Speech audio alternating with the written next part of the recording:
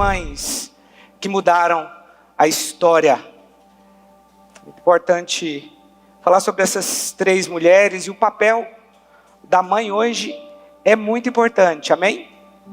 Talvez algumas mães se sintam desprestigiadas, mas o papel da mãe é fundamental e é importante. Nesse dia especial eu quero falar de 3 mulheres, de 3 mães que mudaram a história através do seu momento profético, através do momento profético que elas viveram. Eu quero pedir que você abra a sua Bíblia em 1 Samuel. 1 Samuel capítulo 1, vamos ler a partir do verso 1. Diz assim: houve um homem de Ramataim Zofim, da região montanhosa de Efraim, cujo nome era Eucana, filho de Jeroão, filho de Eliú, filho de Tou, filho de Zufi, efraimita. Tinha ele 2 mulheres, uma se chamava Ana e a outra Penina. Penina tinha filhos, Ana, porém, não os tinha. Este homem subia da cidade de ano em ano a adorar e a sacrificar ao Senhor dos Exércitos em Siló. Estavam ali os 2 filhos de Eli, Ofni e Finéias, como sacerdotes do Senhor. No dia em que Eucana oferecia o seu sacrifício, dava ele porções desta a Penina, sua mulher, e a todos os seus filhos e filhas. A Ana, porém, dava porção dupla. Repita comigo. A Ana, porém, dava porção dupla. Porque ele a amava, ainda mesmo que o Senhor a houvesse deixado estéril. Interessante. Ele está falando que foi Deus. A sua rival a provocava excessivamente para irritar, porquanto o Senhor lhe havia cerrado a madre. E assim o fazia ele de ano em ano.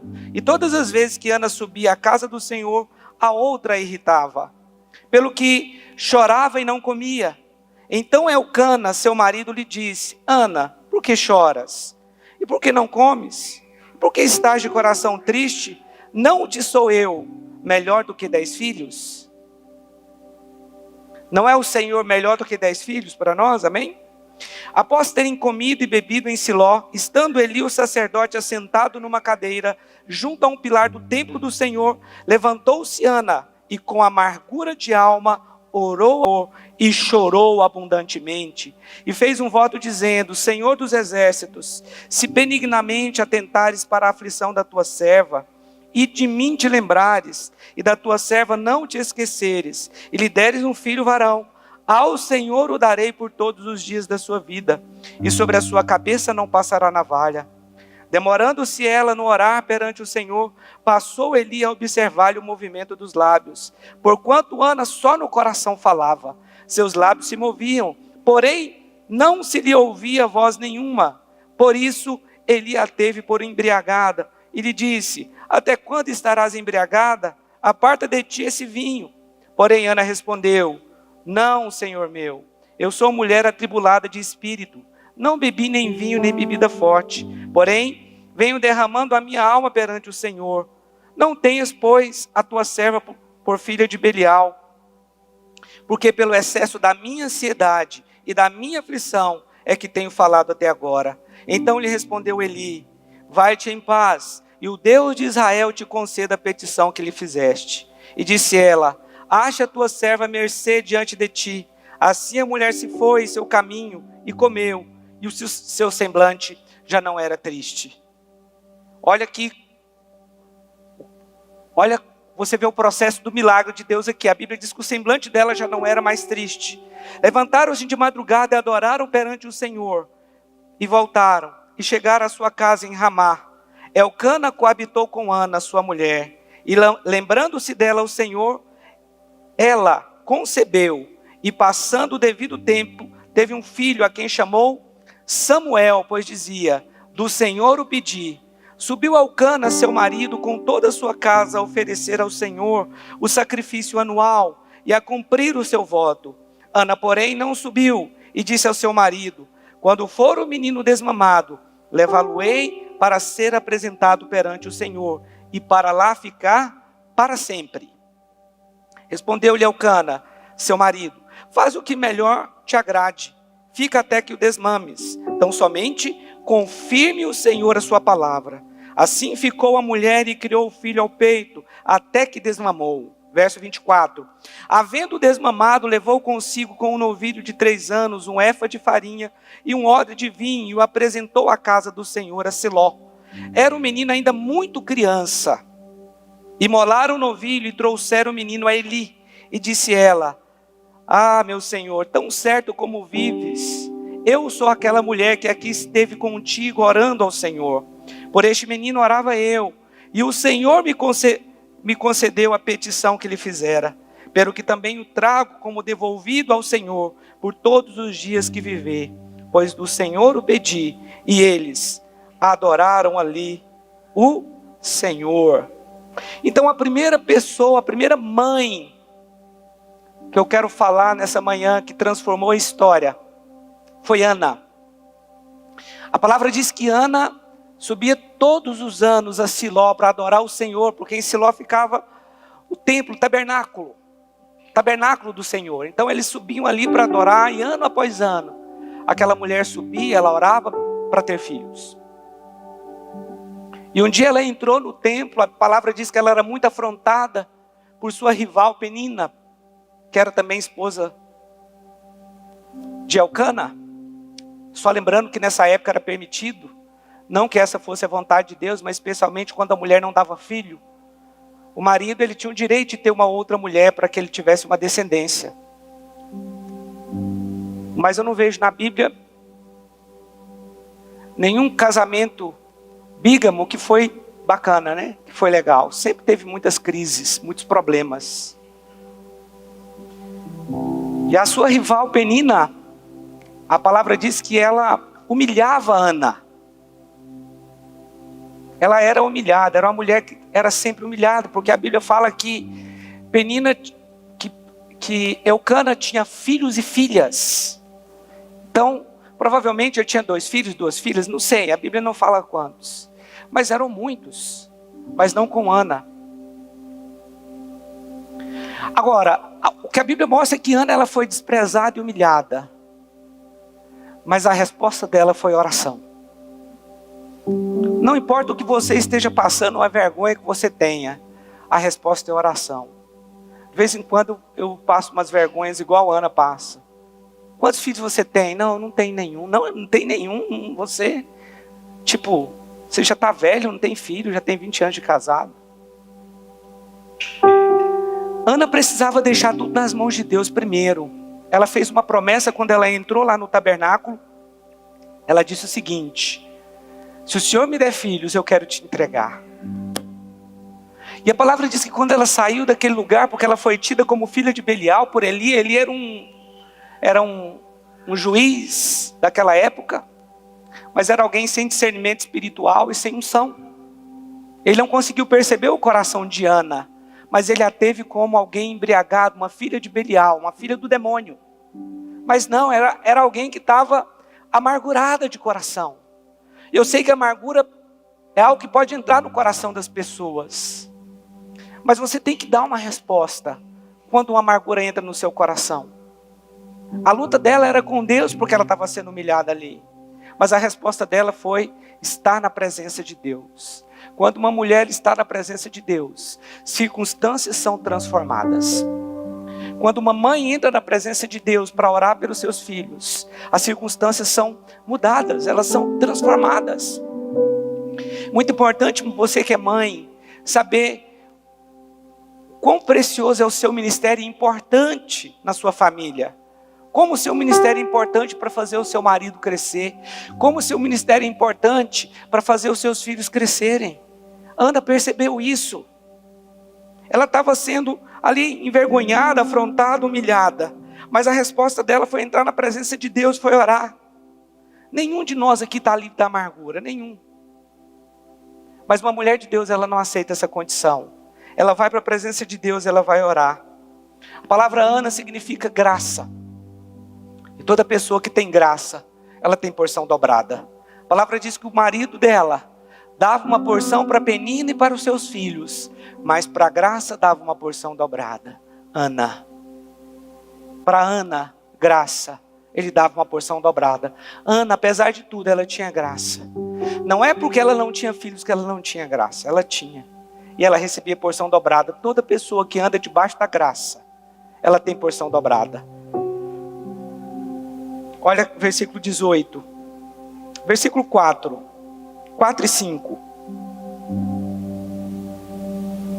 Olha só. No dia em que Elcana oferecia o seu sacrifício, dava a ele porção deste a Penina, sua mulher, e a todos os seus filhos e filhas. A Ana, porém, dava porção dupla, porção dobrada, porque ele a amava, ainda mesmo que o Senhor a houvesse deixado estéril. Quando você tem graça, você recebe porção dobrada. Sabe qual a grande lição da vida dessa mulher? Ela entrou aflita, amargurada na presença de Deus, mas a Bíblia diz que ela saiu já com o rosto não mais triste. Não havia mais tristeza. E se você quer receber um milagre, a nossa postura tem que mudar. A nossa forma de ver esse milagre tem que mudar. Você não pode se comportar como vítima, porque nós não somos vítimas de nada. Não se comporte como vítima do seu passado. Não se comporte como vítima de uma situação que está acontecendo agora. Não. O nosso papel é orar, assim como Ana orou. Ela buscou o único que poderia resolver o problema dela. Ela buscou a Deus. Não adianta você ficar lamentando. Quando o seu semblante muda e você tem uma atitude de honra para com o Senhor, você vai receber o seu milagre. No versículo 18 diz: e disse ela: acha tua serva mercê diante de ti. Assim a mulher se foi seu caminho e comeu, e o seu semblante já não era triste. Ela recebia porção dobrada do seu marido, mas ela estava triste. Mas no momento que ela entrou naquele lugar, ela orou ali, ela derramou o seu coração na presença de Deus, ela saiu dali numa condição diferente. Ela saiu dali aliviada, ela saiu dali alegre. E essa é uma das condições para Deus mudar a nossa vida, para Deus mudar a nossa condição. Quantos aqui tem graça? Diga eu tenho. E Ana, ela recebe o favor de Deus, ela tem um filho, Samuel, e assim como ela havia prometido, ela entrega Samuel para o profeta. Você tem ideia do significado do que Ana fez? Ana era uma mulher muito virtuosa. Pare para pensar um pouco o que essa mulher fez. Normalmente, uma criança naquela época desmamava com 3 anos de idade. Foi com essa idade que Ana pegou o seu filho e falou assim: está aqui Eli. Agora se coloca no lugar dela. Você está grávida. Você chega e fala para o pastor Rubens: está aqui. Calma aí, Jonaira. Não será preciso fazer isso. Mas só imagina. Pastor Rubens está aqui, está consagrado. Ó. Ele não é meu mais. Eu prometi para o Senhor. Ela só tinha um filho. 3 anos de idade. Está aqui, pastor Rubens. Cuida dele agora. Ele é seu. Ele é do Senhor. Ele foi criado por Eli. 3 anos de idade. Deixa eu te falar uma coisa. Todo sonho que você não está disposto a abrir mão pode ser um grande problema para você. Que pode se tornar o seu Deus. Olha só. A Bíblia diz que ela foi lá e ela entregou Eli. Mas a palavra diz que ela teve filhos e filhas. Deus não fica devendo nada para ninguém, não. Ela teve filhos e filhas depois que ela foi lá e entregou Samuel. Samuel, o profeta Samuel. A mulher, muitas vezes ela não é vista, a mãe não é vista. Porque o papel da mãe é um papel de bastidor. Não é? O papel do pai, ele é aquele que aparece mais. Mas a mãe, ela tem aquele papel do bastidor. De estar ali intercedendo, de estar orando. Assim como aqui na nossa igreja, o papel das mulheres em cuidar das nossas crianças, do futuro dessa igreja, é ali nos bastidores. Onde quase ninguém vê. Eu estou aqui, eu estou sendo visto quando eu prego. O David está sendo visto quando ele canta. Os irmãos estão aqui aparecendo.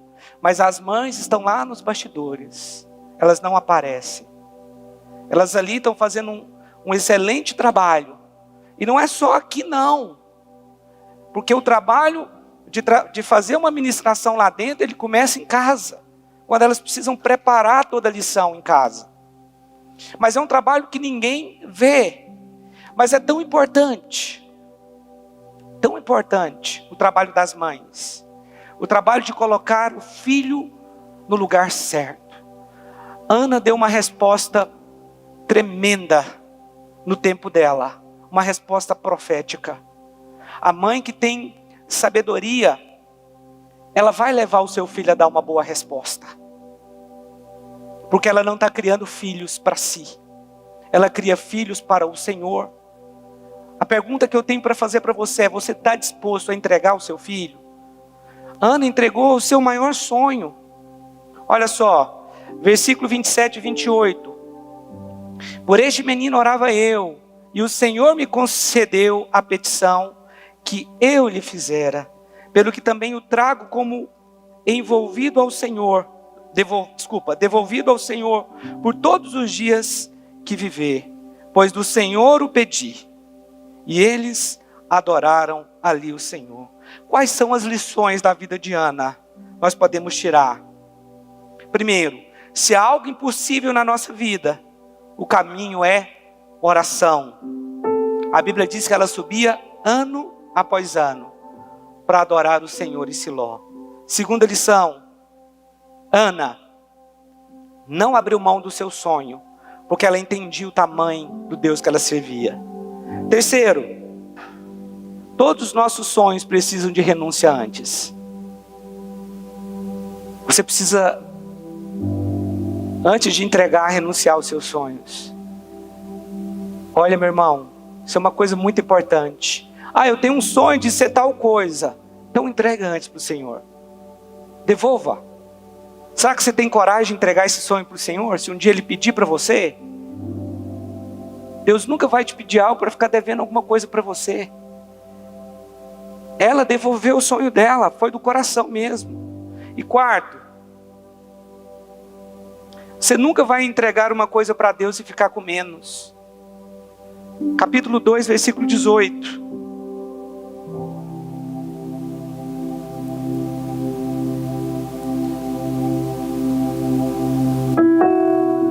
Samuel ministrava perante o Senhor, sendo ainda menino, vestido de uma estola sacerdotal de linho fino. Acho que eu li errado. Não é isso mesmo. Sua mãe lhe fazia uma túnica pequena e de ano em ano lhe trazia quando seu marido subia a oferecer o sacrifício anual. Eli abençoava Elcana e a sua mulher e dizia: o Senhor te dê filhos desta mulher, em lugar do filho que devolveu ao Senhor. E voltaram para sua casa. Abençoou, pois, o Senhor a Ana, e ela concebeu, e teve 3 filhos e 2 filhas. E o jovem Samuel crescia diante do Senhor. Teve 3 filhos e 2 filhas. Você está disposto? Se seu filho vai estar na Jordânia, na Índia, ou em qualquer um país que seja perseguido pelo Evangelho, Deus vai protegê-lo. Deus é muito mais poderoso do que você para protegê-lo. E Ele não vai ficar devendo nada para ninguém. Jamais. Você nunca vai perder entregar algo para Deus. Isso é em qualquer área da sua vida. Você nunca vai entregar uma coisa para Deus e ter menos depois. Isso é impossível. A outra mãe que eu quero falar que mudou a história da humanidade foi Isabel.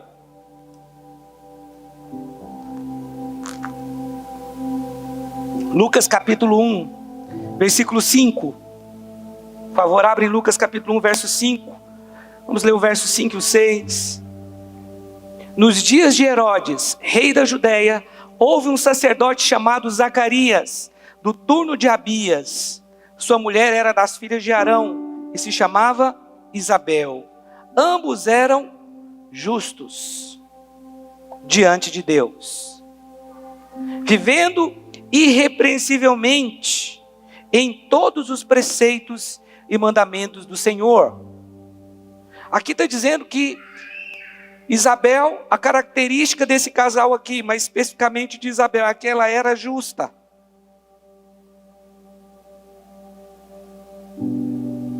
A Bíblia diz que ela guardava a lei, que ela era uma mulher irrepreensível. Agora, veja o verso 7. E não tinha filhos, porque Isabel era estéril, sendo eles avançados em dias. A equação aqui não estava batendo para que ela tivesse filhos. Além da esterilidade, ela já era uma pessoa velha. Além de ser estéril, ela era uma pessoa velha. Mas o interessante é que as características aqui no versículo 6 diz que ela era justa, uma mulher justa. Por que ela não tinha filhos? A palavra aqui está falando que ela era alguém que guardava a lei, que era uma mulher irrepreensível. Quando alguém olhava para Isabel, via uma mulher de extremo caráter. Por que essa mulher não tinha filhos? E é interessante, aqui diz que ela era justa, ela guardava a lei, era irrepreensível, porém era estéril. Havia algo de vergonha na vida dessa mulher. Ela não tinha filhos.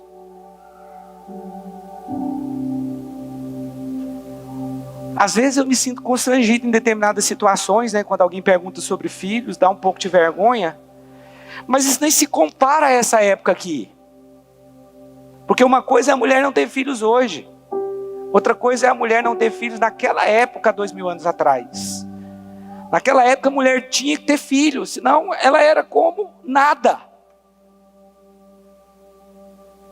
As mulheres hoje certamente são muito mais valorizadas do que naquela época. Certamente, meu irmão.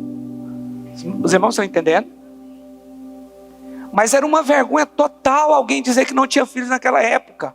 E aí, além de ser estéril, Ana também era velha. Agora, Lucas capítulo 1, verso 39. A palavra diz que ela ficou grávida. E olha o que aconteceu naqueles dias. Dispondo-se Maria, foi apressadamente à região montanhosa, uma cidade de Judá. Um anjo avisou para Maria que Isabel, sua prima, estava grávida. Entrou na casa de Zacarias e saudou Isabel. Ouvindo essa saudação de Maria, a criança lhe estremeceu no ventre. Ela já estava 3 meses que ela estava grávida. Então Isabel ficou possuída do Espírito Santo. Eu sei que essa palavra possuída, nós não utilizamos ela para falar a respeito do Espírito Santo, mas é a palavra plena, é a palavra que pode ser utilizada. Essa palavra que é plena, ela ficou cheia do Espírito Santo. E exclamou em alta voz: bendita és tu entre as mulheres, e bendito o fruto do teu ventre. E de onde me provém que me venha visitar a mãe do meu Senhor? Isabel foi a primeira mulher que reconheceu Jesus como Messias, quando ele ainda nem existia. Pois logo que me chegou aos ouvidos a voz da tua saudação, a criança estremeceu de alegria dentro de mim. João Batista estremeceu quando ele ouviu a voz de Maria.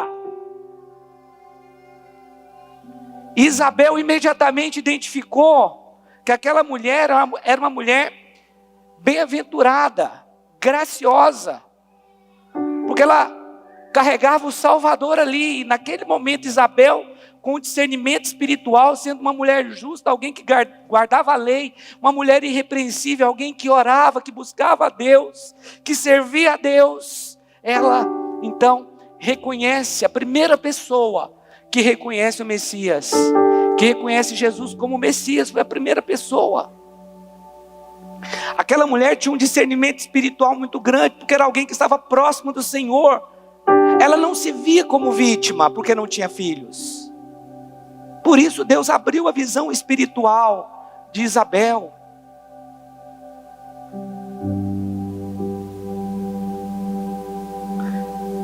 A terceira mulher que eu quero falar essa manhã, Maria. Quando nós falamos de Maria, ninguém gosta de pregar sobre Maria. Os pastores têm um certo preconceito de fazer alguma pregação a respeito de Maria, por causa da idolatria que existe da igreja romana a Maria. Nós acabamos deixando as qualidades dessa mulher de lado, porque nós não queremos reconhecer a idolatria. Mas quando nós falamos do que essa mulher foi, das características dela, nós entendemos o quanto essa mulher foi de Deus, irmãos. Você tem ideia como essa mulher foi uma mulher de Deus? Nós não podemos deixar de falar dessa mulher, porque ela foi alguém que marcou a época dela. Não só a época dela, mas a nossa também. Maria cumpriu o propósito de Deus na vida dela. Agora é a nossa vez de cumprir o nosso. Aqui em Isaías capítulo 7, verso 14.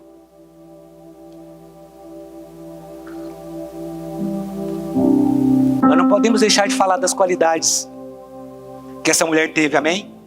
Isaías capítulo 7, verso 14. Diz assim: portanto o Senhor mesmo vos dará um sinal, e eis que a virgem conceberá, e dará à luz um filho, e lhe chamará Emanuel. Isso aqui é uma profecia a respeito de Jesus e de Maria. Quem era Maria? Maria era uma mulher virgem, era uma moça virgem. Só que para pensar, naquela época as moças casavam muito jovem. É muito provável que Maria tinha entre 15 e 16 anos de idade. Você tem ideia que uma menina de 15 anos, 16 anos, carregar o Salvador dentro dela? Você já parou para pensar isso? 15 anos, uma criança, 16, não sei. Uma criança teve a responsabilidade de carregar o Salvador dentro dela. Não era uma mulher qualquer. Maria não era uma mulher qualquer, definitivamente. Se você tem algum preconceito em relação a Maria, acabe com isso agora. Porque essa mulher é uma mulher de Deus. Ela foi escolhida por Deus para ser a mãe de Jesus. Eu sei que quando fala isso, quando a igreja romana fala isso, ele dá uma ênfase como se ela fosse maior do que o próprio Deus. Nunca foi. Mas ela foi tão grande que ela própria reconheceu isso. E essa é a grande qualidade de qualquer mãe. Reconhecer que o seu filho é maior. Lucas capítulo 1, verso 26.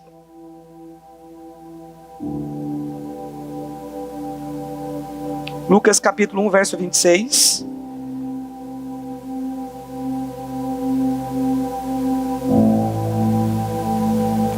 No 6º mês, foi o anjo Gabriel enviado da parte de Deus para uma cidade da Galileia, chamada Nazaré, a uma virgem desposada com certo homem da casa de Davi, cujo nome era José. A virgem chamava-se Maria. E entrando o anjo aonde ela estava, disse: alegra-te muito, favorecida, agraciada, cheia de graça. O Senhor é contigo. Ela, porém, ao ouvir essa palavra, perturbou-se muito e pôs-se a pensar no que significaria essa saudação. Maria não tinha entendimento do que era graça, mas o anjo manifesta e fala: você é favorecida. Porque o que é graça? É favor não merecido. Então ela foi ali agraciada. E Maria não entendia, porque até então não se entendia a respeito da graça. Ninguém conhecia a graça. E um anjo chega para ela e fala: você é cheia de graça, você é favorecida. E a Bíblia diz que dentro dela, uma mulher muito simples, ela começou a pensar a respeito daquela saudação. E o anjo disse para ela, olha o verso 28, entrando o anjo onde ela estava, disse: alegra-te, alegra-te muito, cheia de graça, favorecida, o Senhor é contigo. Ela, porém, ao ouvir essas palavras, perturbou-se muito e pôs-se a pensar no significado dessa saudação. Hoje, falar que alguém é cheio de graça é totalmente compreensível para nós aqui, irmãos, que tem o Espírito Santo. Mas nessa época, para quem vivia lá na lei, não era. Olha só, mas o anjo lhe disse: Maria, não temas, porque achaste graça diante de Deus. Eis que conceberás e darás à luz um filho, a quem chamarás pelo nome de Jesus. Este será grande e será chamado Filho do Altíssimo. Deus, o Senhor, que lhe dará o trono de Davi, seu pai. Ele reinará para sempre sobre a casa de Jacó, e o seu reinado não terá fim. Então disse Maria ao anjo: como será isto? Pois não tenho relação com homem algum. Irmãos, ela não duvidou que Deus faria. Ela só perguntou qual seria o caminho. Respondeu-lhe o anjo: descerá sobre ti o Espírito Santo, e o poder do Altíssimo te envolverá com a sua sombra. Por isso também o ente santo que há de nascer será chamado Filho de Deus. Isabel, tua parente, igualmente, concebeu um filho na sua velhice, sendo este já o 6º mês, para aquela que dizia ser estéril. Porque para Deus não haverá impossíveis. Quem pode repetir isso? Para Deus não haverá impossíveis em todas as suas promessas. Então disse Maria: aqui está a serva do Senhor, que se cumpra em mim conforme a tua palavra. E o anjo se ausentou dela. Agora imagina você, uma adolescente. Ela recebe um anjo. O anjo fala: você é bem-aventurada, você é feliz, você é graciosa, você é cheia de graça, você vai ter um filho. E ela pergunta: mas como que eu vou ter um filho se eu não tenho relação com homem algum? Eu tô noiva. Como isso vai acontecer? E o Espírito Santo então explica para ela. Ela diz: eu aceito. Faça em mim a vontade do meu Senhor.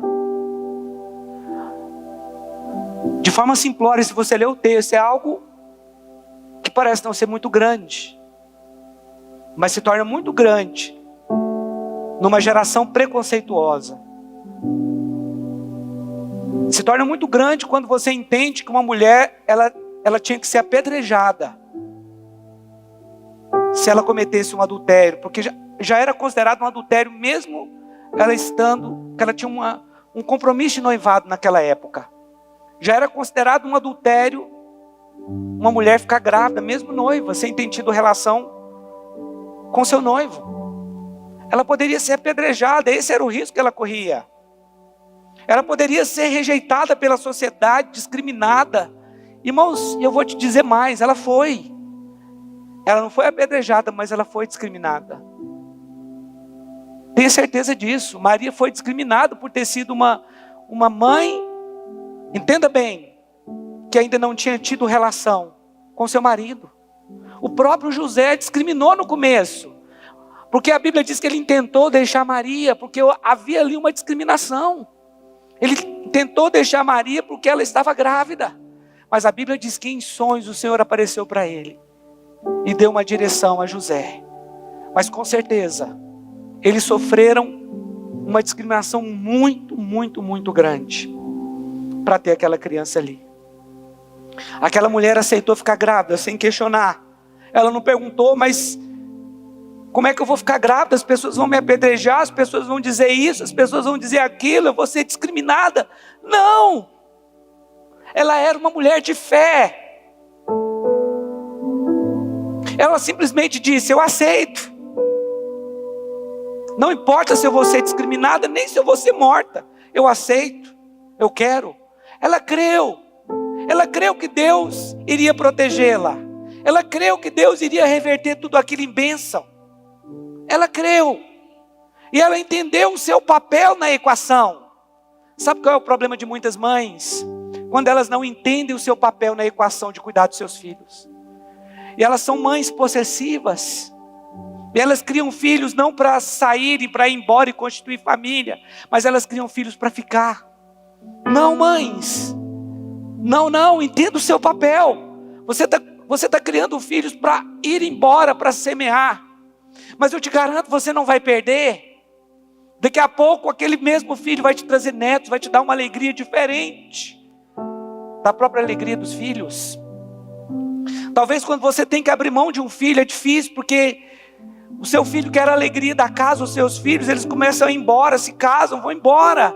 E a casa aparentemente começa a ficar triste, porque não tem aquela pessoa que faz o barulho, que liga a televisão, que liga o som alto. Essa pessoa foi embora, ela quis se casar, ela tem maturidade agora para constituir família. Mas daqui a pouco vem os netos e a alegria volta novamente de uma maneira ainda muito maior. Porque você semeou. Maria, ela entendeu o chamado de Deus para a vida dela. Mães, entenda o seu chamado. O seu chamado é fazer seu filho crescer. É ser alguém importante. Um homem de Deus. Uma pessoa de oração. Uma pessoa que opera milagres. Talvez um grande pastor, um grande missionário nas nações. Mas olha, você vai receber talvez um galardão ainda maior do que o seu filho. Não se preocupe se você só está nos bastidores e ninguém está te vendo. Não é isso com que você tem que se preocupar. Apenas preocupe-se com a sua missão na terra, talvez de gerar alguém que vai ser muito maior que você, que vai conseguir muito mais coisas, que vai ganhar muito mais pessoas que você. Mas não importa, quando você chegar no céu, talvez o seu galardão vai ser maior do que o dele. Mas não se preocupe nem com o galardão, não se preocupe com isso. Meu irmão, deixa eu te falar uma coisa aqui. Você também que está me vendo pela internet aí, Deus começou a mover no meu coração para começarmos a transmitir o nosso culto antes da pandemia, no ano de 2019 ainda.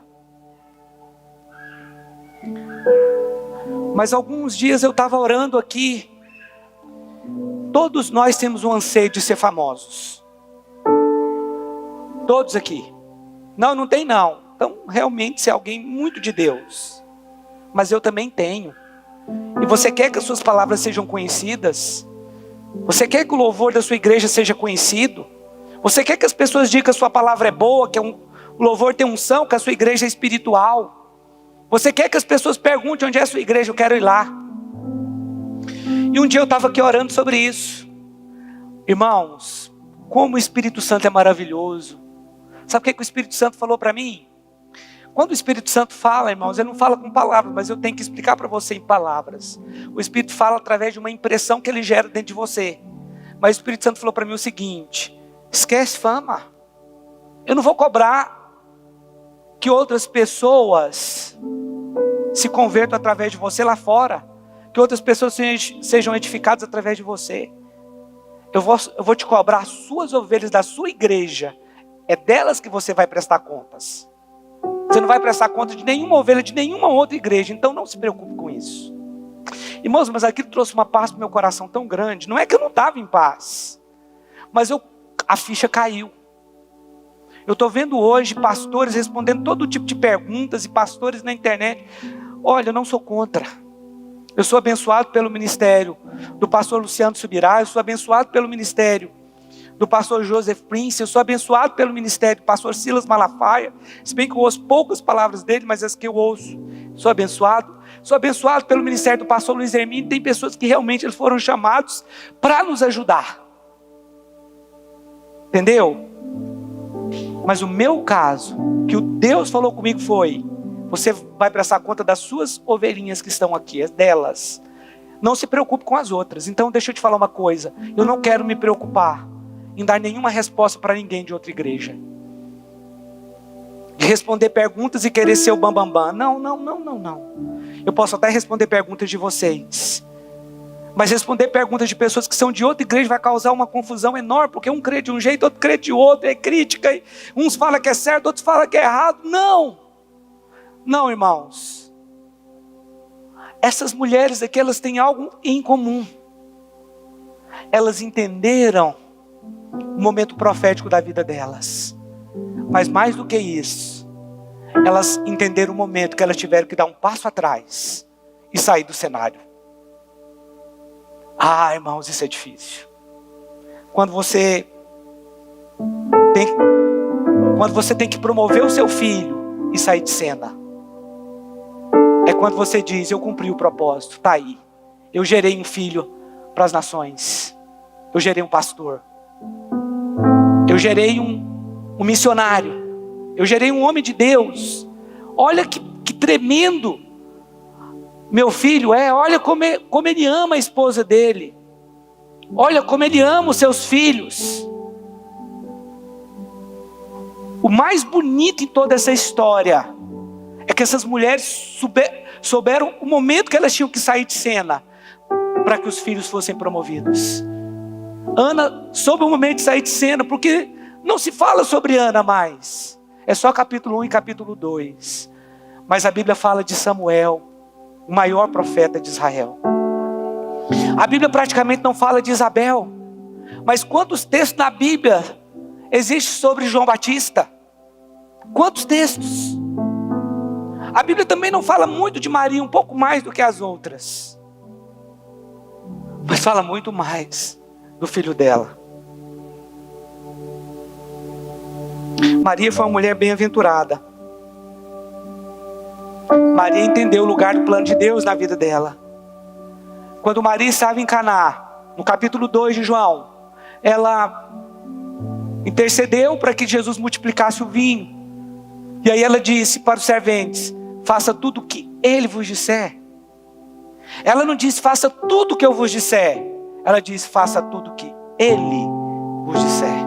Então, se alguém quer seguir Maria, nada melhor do que seguir o conselho que ela deu. Faça tudo o que Jesus disse. Ela direcionou para Jesus toda a atenção. Maria não competiu com Jesus em nenhum momento. Ana não competiu com Samuel. Ela entregou. Isabel não competiu com João Batista. Todos eles tiveram um ministério muito maior do que suas próprias mães. Mas Deus não vai deixar de honrar essas mulheres tão virtuosas. Deixa eu te falar uma coisa. Maria foi uma mulher que ficou com Jesus durante todo o tempo. A Bíblia diz que Jesus era submisso a Maria. Imagina você ter que educar o filho de Deus. Educar entre aspas, ele era o filho de Deus. O único até então. Não mais o único agora, mas na época o único. O filho unigênito, que depois se tornou o primogênito, o primeiro de muitos, porque nós somos a semelhança dele, amém? Mas ela esteve com Jesus em todos os momentos. Inclusive no momento da cruz, ela não correu. Mas sabe o que é mais especial? Maria se torna discípula de Jesus. Quando lá em Atos, no capítulo 1, a Bíblia diz que eles estavam reunidos. Atos capítulo 1, verso 12.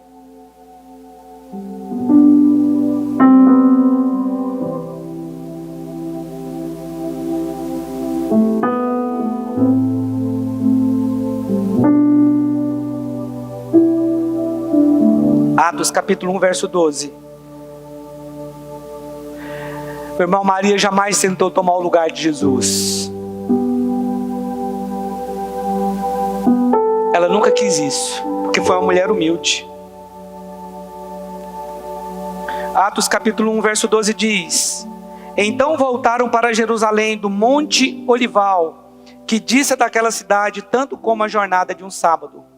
Quando ali entraram, subiram para o cenáculo, onde se reuniram Pedro, João, Tiago, André, Filipe, Tomé, Bartolomeu, Mateus, Tiago, filho de Alfeu, Simão Zelote, Judas, filho de Tiago. Todos estes perseveravam unânimes em oração, com as mulheres, com Maria, mãe de Jesus, e com os irmãos dele. Perceba que Maria se torna agora uma discípula de Jesus. Alguém que era autoridade como mãe sobre Jesus, agora inverte o papel. Ela reconhece que Jesus é o Filho de Deus e ela se submete ao próprio Filho. Uma mulher tão virtuosa que soube o momento que ela tinha que sair de cena. O que eu vou te falar aqui, não me interprete mal, mas vai ter um momento na vida do seu filho. Você, mãe, vai ter que sair de cena. Você já fez o que tinha que ser feito. É o momento dele crescer. É o momento dele dar a resposta. Mas não se preocupe, Deus vai honrar você, mãe. Não importa se é nos bastidores. O que importa é que Deus está vendo. Muitas mães terão um grande galardão no final. Todos nós sabemos como o papel da mãe é importante na vida de um filho. Essas 3 mulheres, elas têm características em comum. As 3 não criaram filhos para elas, mas para um propósito. Elas entregaram seus filhos para um propósito de Deus. Todas elas souberam o momento certo de sair de cena. Todas elas colocaram o propósito do Senhor à frente dos seus próprios sonhos. Elas deixaram de lado os seus desejos e anseios para que os filhos pudessem crescer. Você seria capaz de entregar seu filho? Todas elas, as 3, tiveram que depender 100% de Deus. Não houve esforço delas para que tivessem filhos, porque 2 eram estéril e a outra nem relação com o homem teve. Nós precisamos estar debaixo da graça e do favor de Deus.